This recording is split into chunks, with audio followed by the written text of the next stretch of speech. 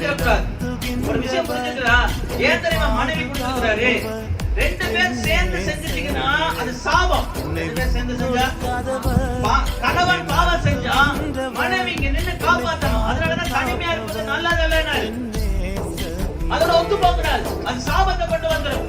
ஒரு கணவன் தப்பு செய்யறான்னா நீங்க பின்னாடி நின்று தாங்கி பிடிச்சி இழுக்கணும், வெளியே வர சொல்லணும். அதே மாதிரி மனைவி தப்பு செஞ்சா ஒரு கணவன் வெளியில நின்று நீ செய்யற தப்பு அப்படி சொல்லணும். பாருங்க, 2 பேர் அனன்யாள் சப்பீராலும் கூட்டு போட்டு ஒருங்கிணைந்து இணைந்து ஒரு பாவம் செஞ்சா சாபம் வந்துருச்சு. அதே இடத்துல விழுந்து மறைச்சு போயிட்டாங்க. அதே மாதிரி ஆதாம் ஏவாள் சாப்பிடும் வரைக்கும் கண்ணு திறக்கல. எப்ப ஆதாம் சாப்பிட்டானோ 2 பேரும் இசைஞ்சிட்டாங்களோ அப்பவே பாவம் முட்டிருச்சு. எப்பயுமே தெரிஞ்சுக்கங்க, ஏன் கணவனுக்கு மனைவி மனைவிக்கு கணவன் பரிசுத்தமா வாழ